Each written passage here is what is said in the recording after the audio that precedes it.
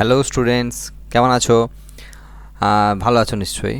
তো আমরা আজকে আবার একটি ভিডিও এনেছি। থাম্বনেল দেখে বুঝতে পারছো যে এনসিইআরটির ওপর বেস করে আমরা যে ভিডিও বানাচ্ছিলাম।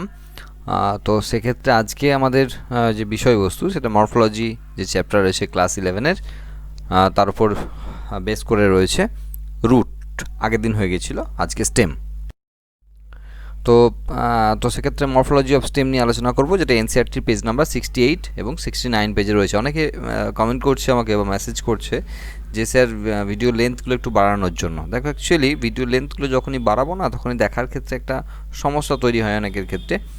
অনেকের ক্ষেত্রে সুবিধা হয় কি, যে পার্ট পার্ট করে দিলে একদিনে তো সবটা পড়তে পারবে না। তো একটা ভিডিও যখন দিচ্ছি, হয়তো স্টেমটা আজকে পড়ে নিল, কালকে তারপর লিভটা পড়লো, এরকম করে সুবিধা হয়। আর সেই অর্থেই কিন্তু ভিডিওটা এইভাবে বানানো আছে।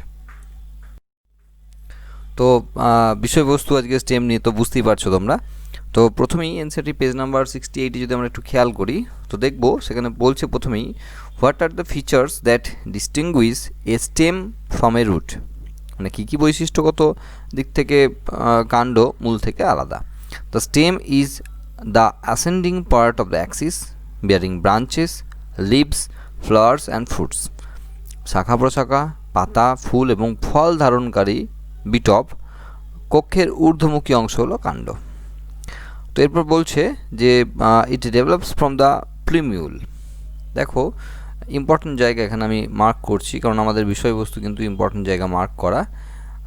এখানে আমরা যে স্টেম রিজিয়ানটার কথা বলছি, সেই স্টেম রিজিয়ানটা এখানে গ্রো করছে বলছে ফ্রম প্লুমিউল অফ দ্য এমব্রায়ো। এই জায়গাটা কিন্তু মার্ক করে রাখতে হচ্ছে, কারণ এটা নিটের কোশ্চেনের ক্ষেত্রে আসতে পারে। কোন অংশ থেকে স্টেমটা অ্যাকচুয়ালি ফর্ম করে। আমরা রুটের ক্ষেত্রে দেখেছিলাম র্যাডিক্যাল থেকে ফর্ম করেছিল, আর এখানে কিন্তু প্লুমিউল থেকে ফর্ম করলো। তারপর বলছে the stem bears nodes and internodes. আরেকটি উল্লেখযোগ্য, সবচেয়ে উল্লেখযোগ্য বা ক্যারেক্টার বলতে পারো, সেখানে পর্ব এবং পর্ব মধ্যের উপস্থিতি। হ্যাঁ, নোডস মানে পর্ব জানি আমরা, এবং ইন্টারনোডস মানে হলো পর্ব মধ্য। এদের উপস্থিতি কিন্তু সবচেয়ে ইম্পর্ট্যান্ট একটা ক্যারেক্টার স্টেমের ক্ষেত্রে। The region of the stem where leaves are born are called nodes, while internodes are the portion between two nodes. যে কাণ্ডের যে অংশ থেকে পাতা নির্গত হয় তাকে পর্ব বলে, এবং দুটি পর্বের মধ্যবর্তী অংশকে পর্বমধ্য বলে। তাহলে নোট ইন্টারনোট থাকার যে ক্যারেক্টার, সেটা খুব ইম্পর্ট্যান্ট। এবং এমব্রায়োর মানে জার্মেন্টিং সিড বা অঙ্কুরিত যে বীজ, সেখানের যে প্লুমিউল অংশ থেকে বেরোচ্ছে অবশ্যই স্টেম। নেক্সট বলছে যে দ্য স্টেম বিয়ার্স বার্ডস, কাণ্ডে মুকুল থাকে, which may be terminal or axillary. মানে একটা কাণ্ডের ক্ষেত্রে এরা মানে সামনের দিকে অগ্রমুকুল হিসাবে গ্রো করতে পারে, অথবা কাক্ষিক মুকুল হিসাবে গ্রো করতে পারে। তার মানে একটা স্টেম যদি এটা হয়, সাপোজ এটা যদি একটা স্টেম হয়, তো এটা যদি আমরা বলি যে গ্রাউন্ড লেভেলে এটা অ্যাকচুয়ালি রুট যদি বলি, তো সেক্ষেত্রে একদম উপরের এই অংশ যেটা মার্ক করছি, এই অংশে থাকছে অগ্রমুকুল। এবং এটা যদি নোড হয়, খুব ভালো করে আঁকা যাবে না মাউস থেকে, এটা যদি নোড হয়, তাহলে এখান থেকে বেরোচ্ছে ব্রাঞ্চ বা লিফ, যাই বলি না কেন, ব্রাঞ্চ বেরোয়, তারপরে লিফ বেরোয়। তো এই যে কক্ষ ধরো এটা ব্রাঞ্চই যদি করে দিই, আমরা এটা ব্রাঞ্চ করলাম, তাহলে এই যে কক্ষ, এখান থেকে বেরোয় কাক্ষিক মুকুল। তার মানে এখান থেকে অগ্রমুকুল এবং এখান থেকে কাক্ষিক মুকুল, এই জায়গাগুলো এখানে বলা রয়েছে। Stem is generally green when young and later often become woody and darken brown.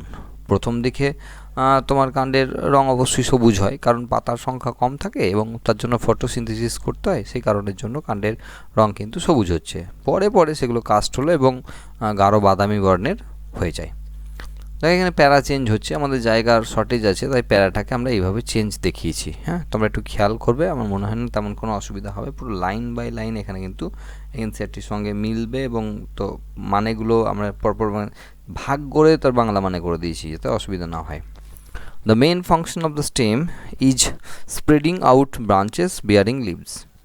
NCERT কিছু কিছু ওয়ার্ড খুব সমস্যায় ফেলে দেবে, তো সেক্ষেত্রে সেই ওয়ার্ডগুলোর মানে কিন্তু ইন জেনারেল আমাদের স্টক ওয়ার্ডে থাকে না, আর তার মানেগুলো কিন্তু এখানে আমরা বলে দিয়েছি বারবার করে।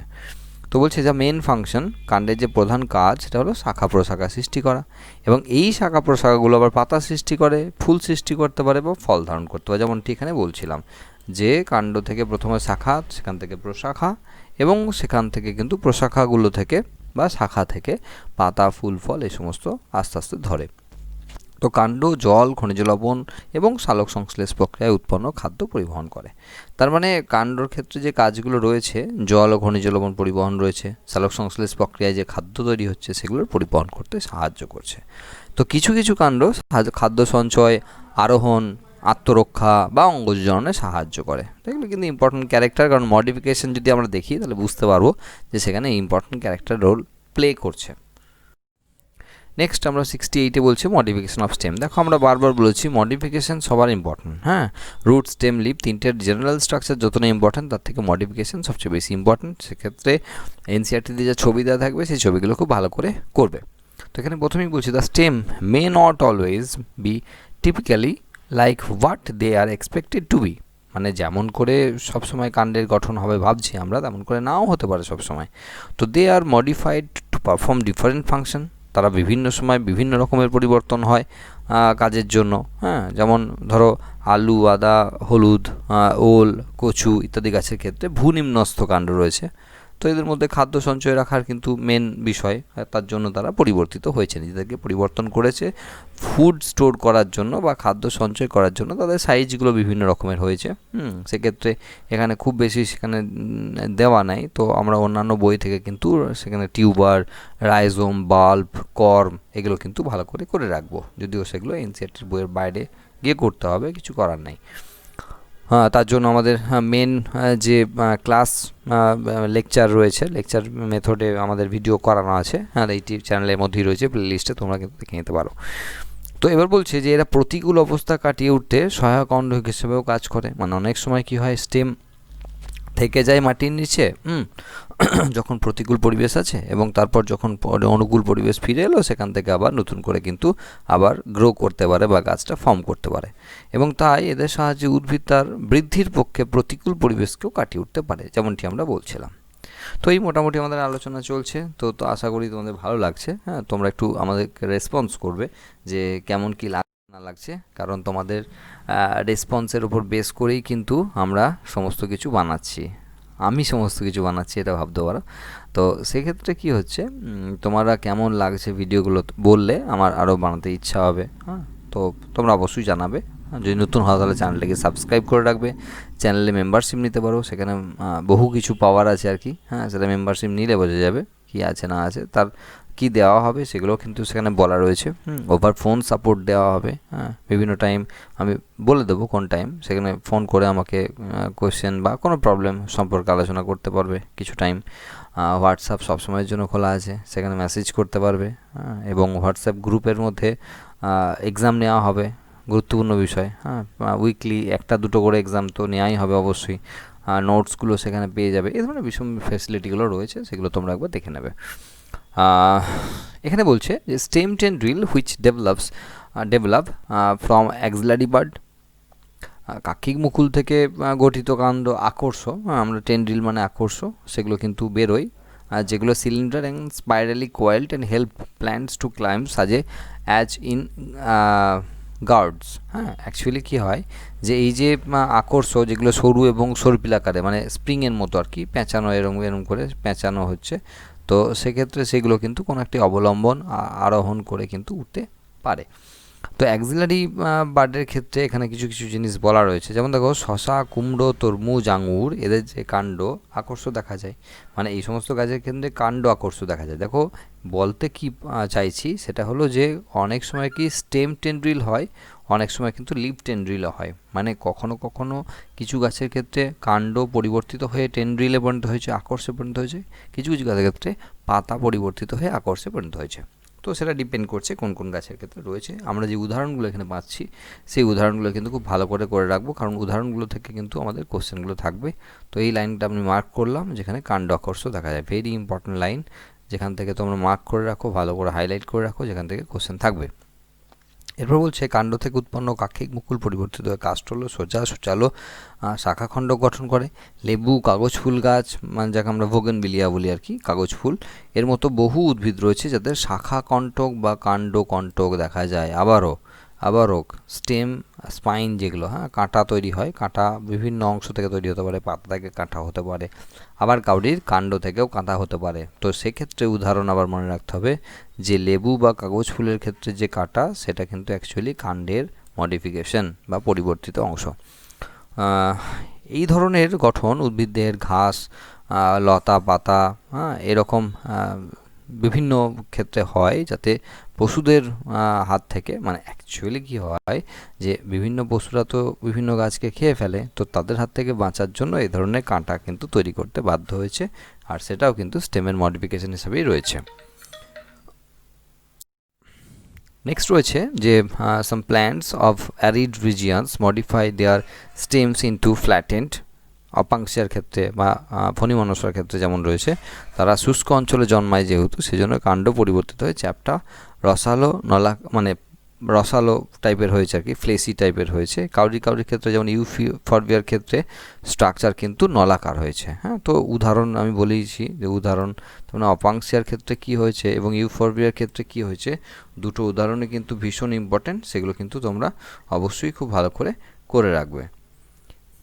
এরপর they contain chlorophyll and carry out photosynthesis. তারা এই ধরনের যে ক্লোরোফিলযুক্ত কাণ্ড রয়েছে সেখান থেকে কিন্তু ফটোসিনথেসিস বা সালোক সংশ্লেষ করতে পারে। তো অবশ্যই উদাহরণ কিন্তু মনে রাখতে হবে। নেক্সট পেজ নাম্বার 69, যেখানে বলছে যে আন্ডারগ্রাউন্ড স্টেম লাইক, মানে ঘাস, স্ট্রবেরি ইত্যাদি উদ্ভিদের মতো যে সমস্ত ভূনিম্নস্থ কাণ্ড রয়েছে, যারা নতুন নতুন স্থানে ছড়িয়ে পড়তে পারে এবং উদ্ভিদের পুরানো অংশ নষ্ট হয়ে গেলে আবার নতুন উদ্ভিদ তৈরি হয়। মানে কি, এখানে ধরো গাছটা ছিল, আর যদি মাটির লেভেল ভাবি আমরা, তো গাছটার ক্ষেত্রে কি হয়, এই নিচে নিচে গ্রো করে, আবার কোথায় কোথায় ওঠে, নিচে নিচে গ্রো করে, আবার কোথাও কোথাও ওঠে। তো পুরনো গাছটা যদি মরেও যায়, সেক্ষেত্রে নতুন গাছগুলো কিন্তু এই কাণ্ড থেকে কিন্তু বেরিয়ে পড়তে পারে, সেই অংশে এখানে বলা হচ্ছে।